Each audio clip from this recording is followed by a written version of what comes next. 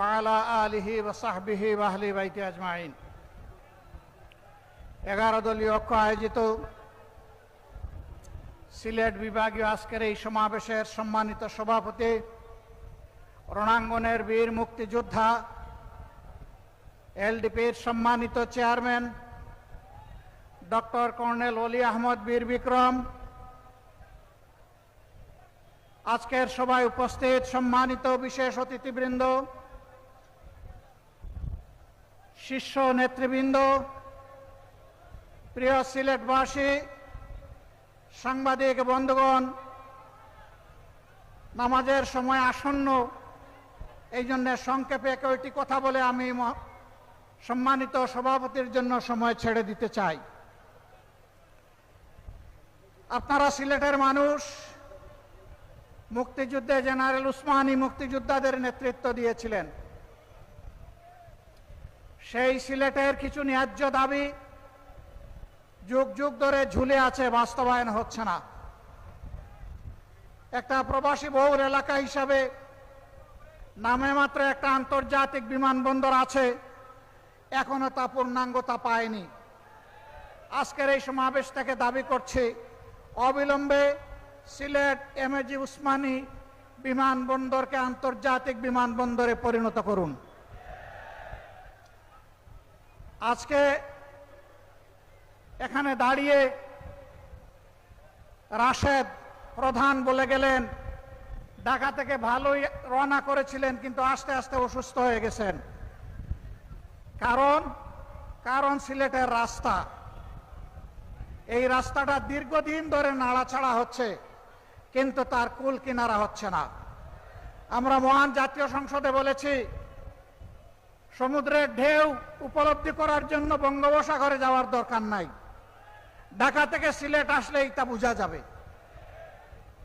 আমরা চাই অবিলম্বে 6 লাইনের এই রাস্তা সম্পন্ন করে জনগণকে স্বস্তি দেওয়া হোক। সম্মানিত এলাকাবাসী, দীর্ঘদিনের দাবি ছিল এখানে ইঞ্জিনিয়ারিং ইউনিভার্সিটি হবে। কলেজটি কুড়িয়ে কুড়িয়ে চলছে কেন? এইটাকে ইউনিভার্সিটিতে রূপান্তরিত করে প্রাণ দেওয়া হোক।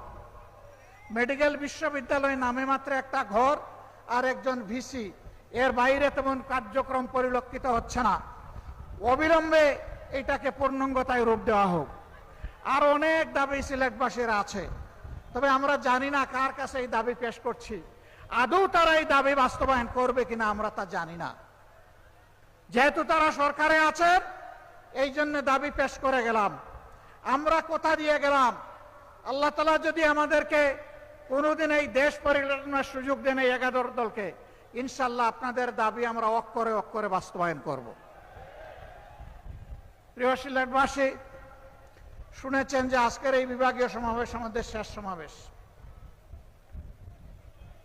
সারা বাংলাদেশ আমরা ঘুরেছি, মানুষের একই দাবি, গণভোটের গণরায় বাস্তবায়ন করতে হবে। আপনারা উভয়ে ভোট চেয়েছেন, সরকারি দল ভোট চেয়েছেন, বিরোধী দল ভোট চেয়েছেন, আমাদেরকে হা ভোট দিতে বলেছেন, আমরা হা ভোট বিজয়ী করে দিয়েছি। এখন আমাদের হা ভোটের বাস্তবায়ন দেখতে চাই।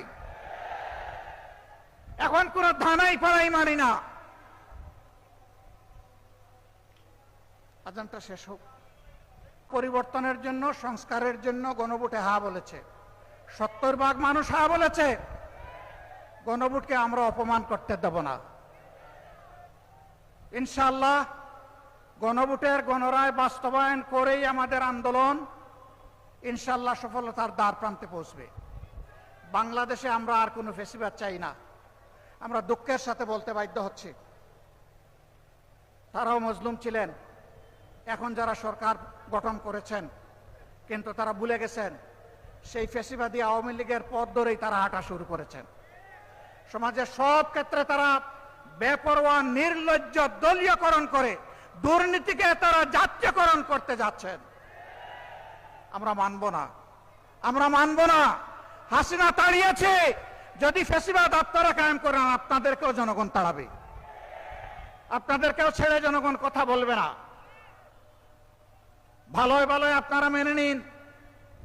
যদি না মানেন, তাহলে ইনশাআল্লাহ তাআলা লাজিম এই দেশের মানুষ জীবন দিয়ে পঙ্গুত্ব বরণ করে গুলি খেয়ে শিখে নিয়েছে মুক্তির পথে কিভাবে হাঁটতে হয়। আমরা আমাদের শহীদদের সাথে বেঈমানি করব না, জুলাই যোদ্ধাদের সাথে বেঈমানি করব না, 18 কোটি মানুষের সাথে বেঈমানি করব না। আমরা কথা রাখবো ইনশাআল্লাহ, জীবন দিয়ে হলেও লড়াই করে কথা রাখবো ইনশাআল্লাহ। সেই লড়াই সিলেটবাসী আপনারা সাথে থাকবেন, থাকবেন সত্যি? আলহামদুলিল্লাহ, সেই লড়াইয়ের জন্য প্রস্তুত হন। ডাকার জন্য ডাক আসবে, গড়ে গড়ে সেই লড়াইয়ের দুর্গ গড়ে তুলতে হবে।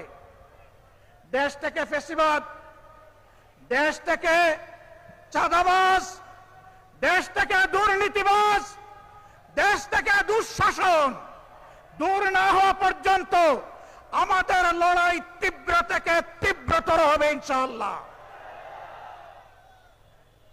আমরা থামব না, মুক্তির মঞ্জিলে এই আন্দোলন না পৌঁছা পর্যন্ত ইনশাআল্লাহ আমরা থামব না। আমি জাতীয় নেতৃবৃন্দকে সিলেটবাসীর পক্ষ থেকে আন্তরিক ধন্যবাদ এবং কৃতজ্ঞতা জানাচ্ছি। তারা মূল্যবান সময় কোরবানি স্বীকার করে এখানে এসেছেন।